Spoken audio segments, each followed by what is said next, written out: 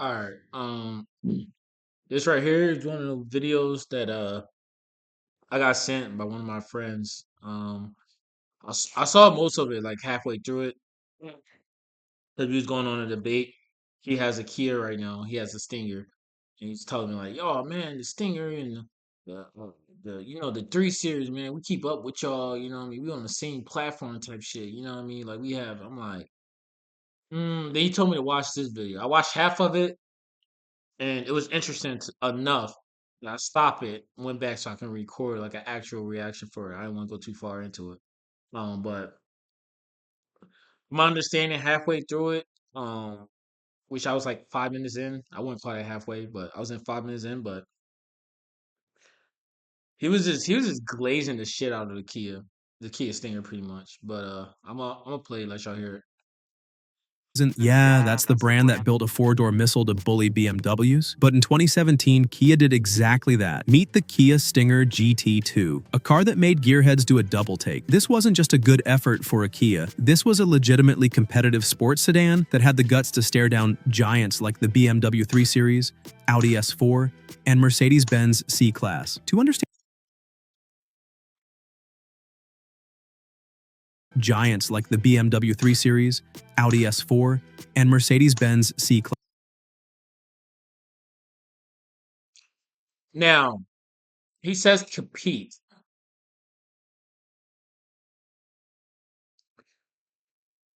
I don't know what the S4 is, the Audi S4, stock horsepower. And the Mercedes one, I'm not really a Mercedes guy. I barely know any of their brands, to be honest. Not even gonna lie. I'm not a Mercedes kind of guy. I never was. I do Mercedes more like a female kind of car. But compete, I'm trying to understand in what category. So you saying tuning platform? Fuck no, the Kia is not competing. I had a Kia. I know for a fact it's not competing. A Kia is like the Kia Stinger is literally you get a JB4, you get you a lot of horsepower to compete. Gap some fucking because I was gapping some Mustangs 5.0s with that and some any Scat Pack, literally any Scat Pack or RT. Really, when I had my Stinger, um, when it come down to a BMW that was tuned as well, I could not compete with that at all. I went to every time I went to the track. If I see a Mustang, I'll race it because I was all-wheel drive. So from a dig, I'm gonna get it. RTs or Scat Packs was snacks, pretty much. It was fucking snacks. Even a road race, it was snacks. But competing with a BMW, I've raced a BMW before on the track with my when I had a Kia Stinger. Got the shit out of me. Like, I mean, like it was a rear wheel drive car too, and it got the shit out of me. Like bad, like a pretty embarrassing. I was like the king when I was at the track. Everybody see my Kia Stinger, me and my friends, they would always look at it because we only had to compete with what, excuse me, a couple. I think it was like two Mustangs that was there, a couple of um Scat Packs. There's a lot of those, and some Honda Civics and some other. It was like some slow shit. I ain't gonna hold you. It was some slow shit. We did have like an Audi S3 or something like that was there. That was pretty like he was up there with us. Like he was like if we fucked up our launch, he would catch us pretty much. But he wasn't heavy tuned. He was modded tuned, like mid tuned. That makes sense. He had like a little bit done to it, but competing wise, I'm confused by what he mean by. They even stop a three series is gapping a Stinger. I'm sorry. Like you talking about 382 horsepower that BMW say it has for the M3s, the B58s, to a Kia 365. People say, oh well, if you get the newer version, you get the 360, I think 366 or something like this. Said 365. It's not that big. One up horsepower is not going to be that dramatic. You know what I mean? I don't even think you get a second or anything off of that, to be honest. But I'm not gonna spend too long on that, but class. To understand just how audacious and revolutionary the Stinger was, let's rewind a little bit and take a look at its origins. This wasn't a sudden brainchild out of nowhere. It had a history, a vision that began with two significant concept cars, the 2011 Kia GT concept and the 2014 GT4 Stinger. These weren't just flashy one-off show cars built for the sake of attention. They were declarations. They were Kia's way of announcing, we're about to disrupt the status quo of the automotive world, and we're doing it with style, performance, and confidence. They weren't content to be the budget-friendly, sensible brand. Kia wanted to be more, much more. That desire to push boundaries is what led to the Stinger GT2. The car was designed by Peter Schreier, the very same person who's responsible for the iconic Audi TT. Schreier's expertise in crafting cars that are as aesthetically captivating as they are functional is Hi, I'm Burke, a small business insurance expert with Byberk. What's a Byberk? Byberk isn't a thing. evident in the Stinger's sharp lines and proportions. Alongside Schreier was Gregory Guillaume, Kia's European design chief, whose input helped to shape a car that blended the grace of European Grand Tourers with an attitude that screamed performance. From the long, muscular hood to the short, aggressive rear deck, every curve and angle of the Stinger's design was deliberate. Kia wasn't just trying to make a sedan, they were trying to make an icon, and they did it with flair. But great design means little if the car drives like a wet sponge. That's where the real twist in this story comes in. Kia was serious about performance, and to prove it, they enlisted Albert Biermann. If that name doesn't immediately ring a bell, let's clarify. right? Albert Biermann was the head of BMW's M division. Yes, you heard that right. The guy responsible for shaping the handling and performance of some of BMW's most legendary cars, including the M3, M4, and M5, was now tuning a Kia. The audacity of that move was clear. Kia was playing with the big boys. Biermann's expertise meant that the Stinger wasn't just going to be a pretty face, it was going to handle like a proper sports car. When Biermann joined Hyundai Motor Group as the head of vehicle testing and high-performance development, it was evident that something big was in the works, and the Stinger was the first car to demonstrate this new, performance-driven direction. The Stinger wasn't just a Kia with a fancy exterior. It was a car built for driving enthusiasts, crafted by one of the best minds in the business. The Stinger GT2 made its grand debut at the 2017 North American International Auto Show, and the response was nothing short of awe. The car's sleek lines, aggressive stance, and rear-wheel drive setup were all features that set it apart from the typical front-wheel drive sedans on the market. So if y'all don't know, some Kias had a rear-wheel drive. I had a rear-wheel drive Kia. Um, just to let y'all know, some people think it's a myth, like they only have all-wheel drive, but they have some rear-wheel drive as well. The car's sleek lines, aggressive stance, and rear-wheel drive setup were all features that set it apart from the typical front-wheel drive sedans on the market. It had the presence of a car that belonged on a racetrack, not in the parking lot of your local grocery store. Under the hood, Kia offered a range of engine options, starting with a 2.0-liter turbocharged inline-4 engine, producing 255 horsepower and 200.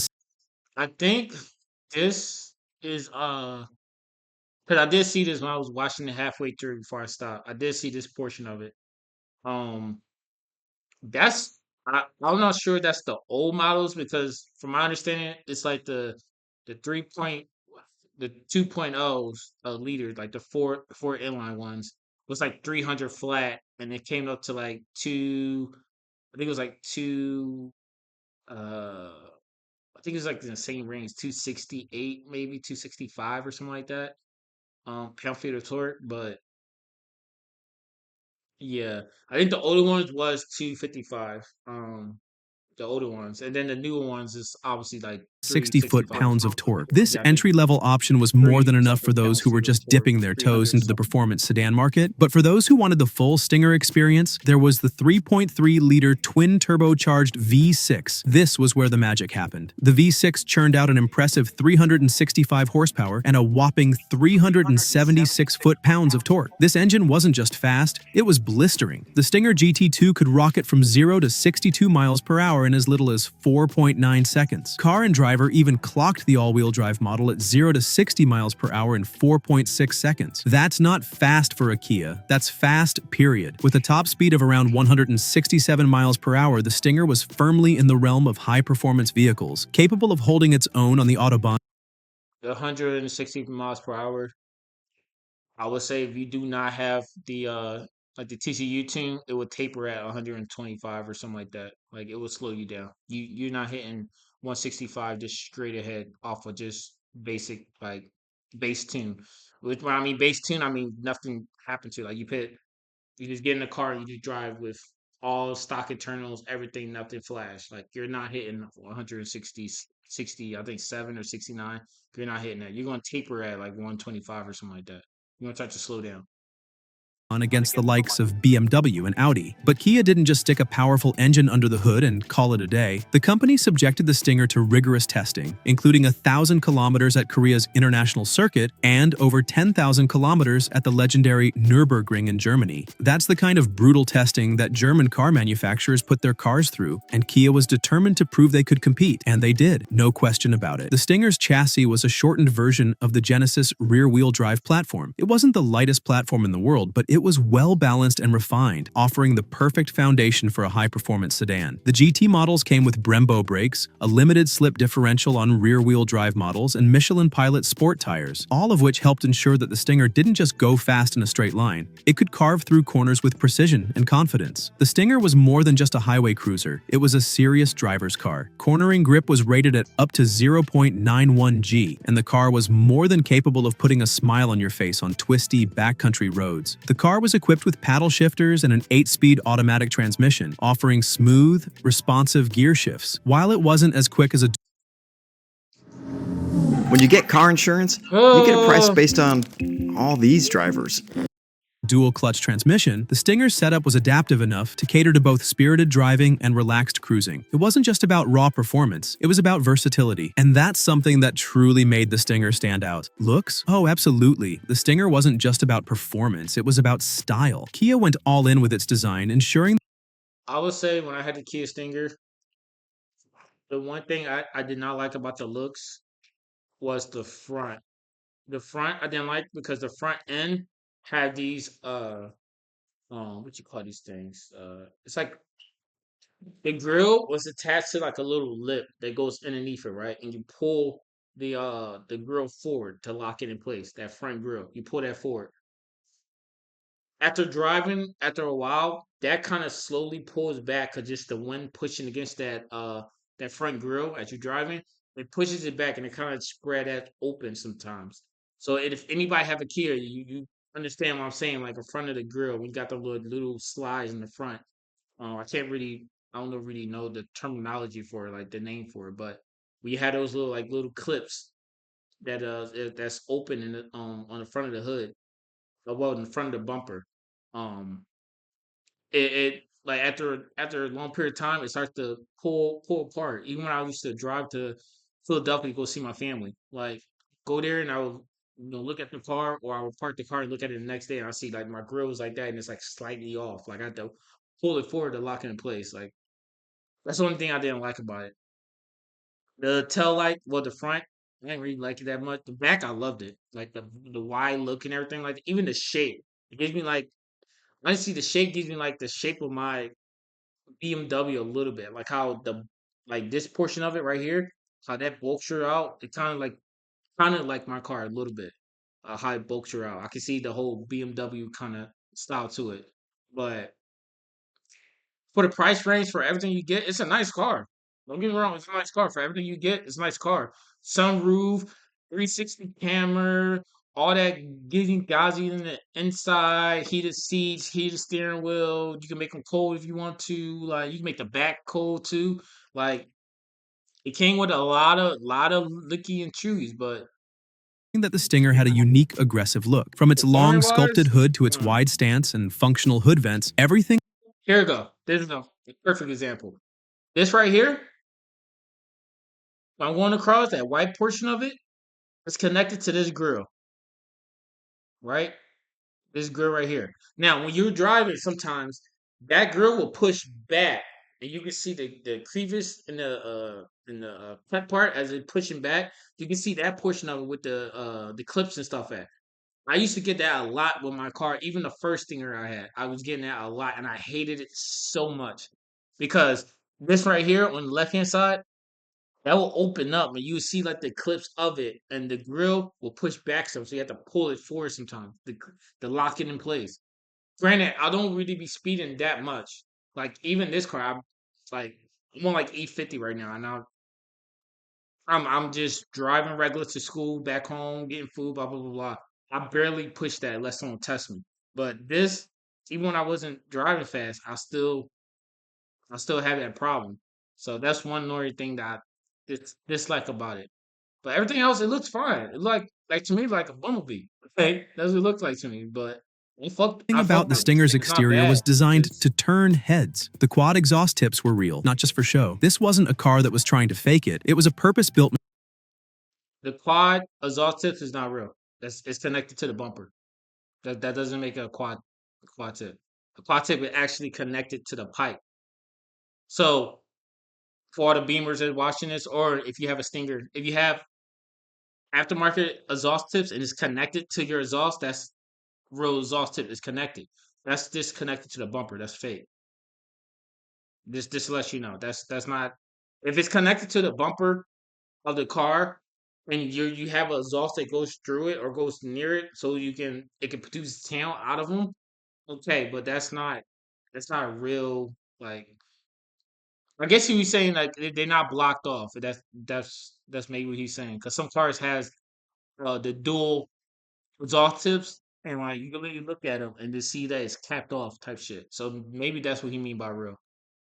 machine that had the performance to But they're back not up its connected. bold They're just looks. there. And let's not forget the interior, which was as premium as they come. Kia That's the didn't interior skimp I on the had, the white. details. The cabin featured high-quality leather Yeah, upholstery, that's what I real had. aluminum accents, customizable ambient lighting, and an infotainment system that was intuitive and easy to use. The Stinger offered features like Apple CarPlay, Android Auto, and a Harman Kardon sound system, ensuring that both the driver and passengers would have an enjoyable experience, no matter how long the journey. In 2020, Kia gave the Stinger a facelift, introducing a new, more aggressive front design with revised headlights and sharper taillights. The 3.3-liter V6 engine was upgraded to 368 horsepower, providing even more power for those who wanted the 368, that's what it ultimate was. performance sedan experience. The 2.5-liter Turbo 4 engine option was That's what it also is. introduced, Okay, offering so the 2.0 was 255. The 2.5, this one is the 300 one. Okay, that makes sense. That 300 makes sense. horsepower for those who Yeah. wanted something a bit more affordable but still Okay. plenty fast. The updated Okay. infotainment system, now with a 10-inch screen, kept up with the times and ensured that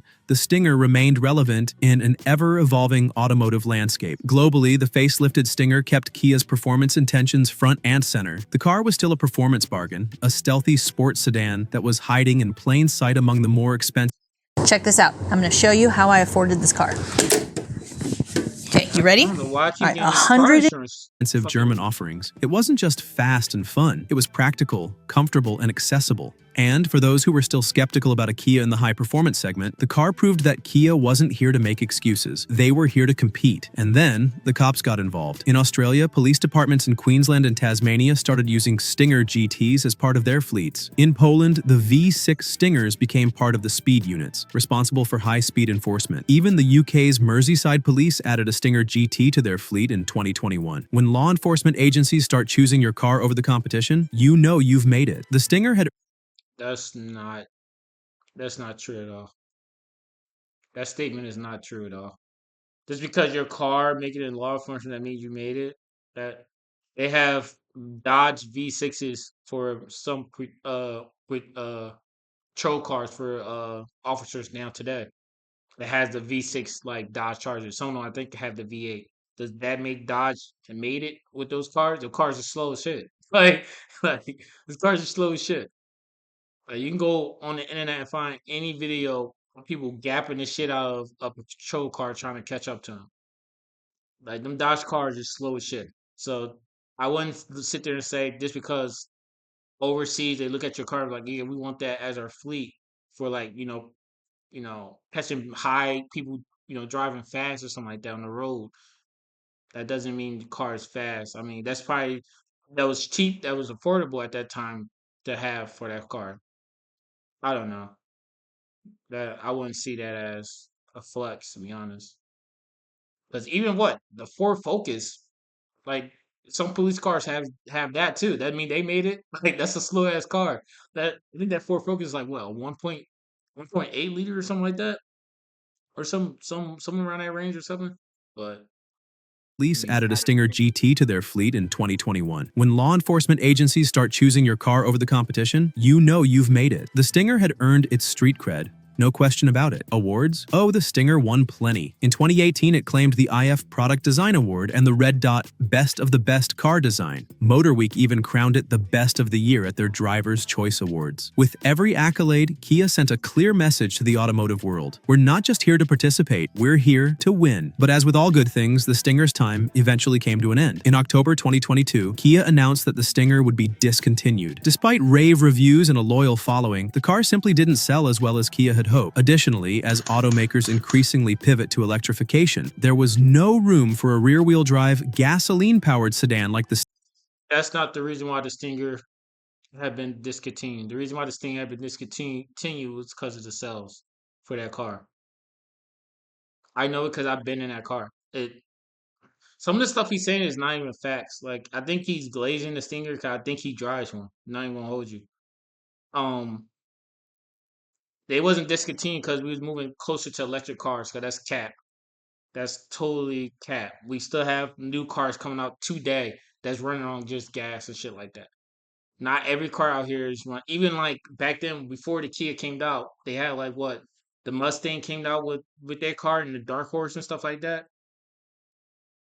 Uh, think BMW came out with the newer year for the 3 Series with the M for the I and the M340.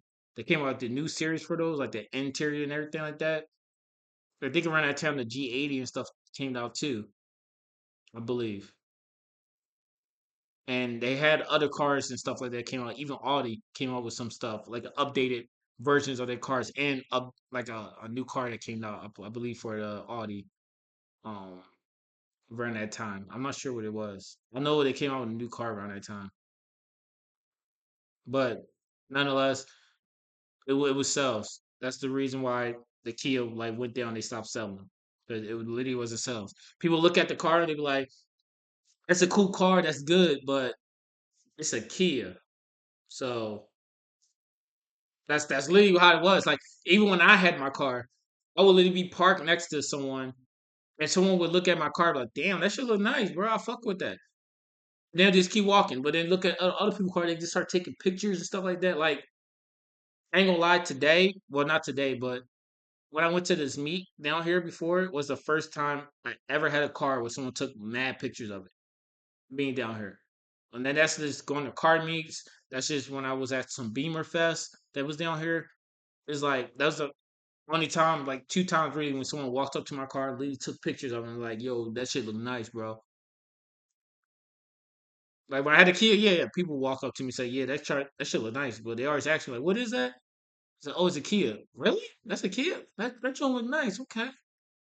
Like I had to tell them what I had.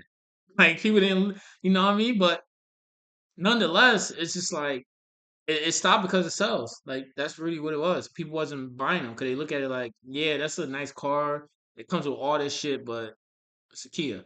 Like, simply didn't sell as well as Kia had hoped. Additionally, as automakers increasingly pivot to electrification, there was and once again, that's cap. Not every single one of them started doing. Dodge did it with that the Evo whatever they had. They did that shit, and a couple other ones did that. BMW have a couple e cars that still run on gas too as well, I believe, but not every single one of them was like going straight towards like we just gonna go electric. Like that's what we're gonna do with it. It's like cap.